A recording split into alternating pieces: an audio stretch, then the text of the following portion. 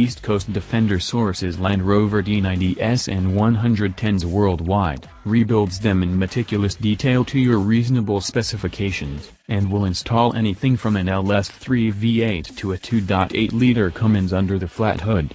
But a new Bentley Bentayga may cost less.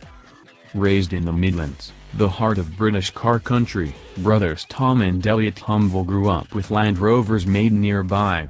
They both studied sports exercise but left school to follow their enthusiast calling and now manage the ECD custom-resto Defender shop just a stone's throw from Disney World in Florida.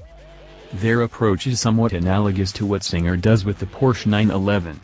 ECD competes with other Land Rover restorers and importers, including LA-based West Coast Defender, to find Defenders of a certain age, including North American models originally sold here, import and document them as needed to be registered street legal in Florida, and then build them to spec.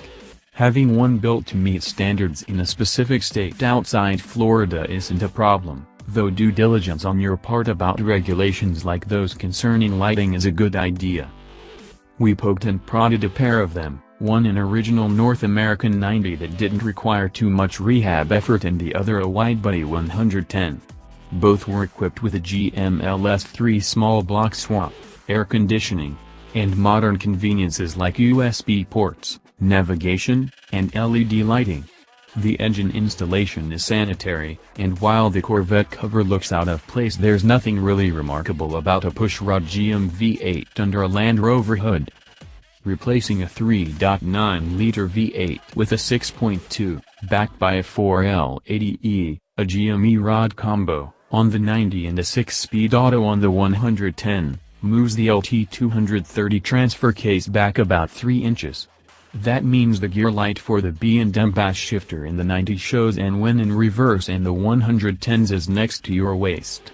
That electronic shifter has been moved forward in newer builds to solve the issue, evidence that these trucks aren't built primarily for low-speed wheeling. They lose their locking center differential action and use an open filament air cleaner located along the firewall that pulls warm air from underhood. Spartak collaborates on the wiring harnesses, and a check engine light is added to vehicles that didn't come with one. The steering pump is from GM, with lines built to work with Rover steering gear. In our on-road only drive we saw no warning lights or abnormal temperature readings, only a puff of richness from the exhaust whenever the throttle was hammered on the 110, which has no catalytic converter. An extra 248 horsepower and double the torque do wonders for acceleration. Matting the throttle from rest generates a hint of torque steer despite driving all four, and you legitimately worry about what kind of speed the tires can take. There's little hesitation in on-demand downshifts since fuel economy is not really a concern, though a 12 to 14 miles per gallon claimed it's down only a few from original. Brake choices include stock, Ocon, and others, but with this aero profile and engine braking all you have to do is lift off the gas to slow down. With a 6.2-liter V8 exhaling through a single exhaust on the canvas top 90 and single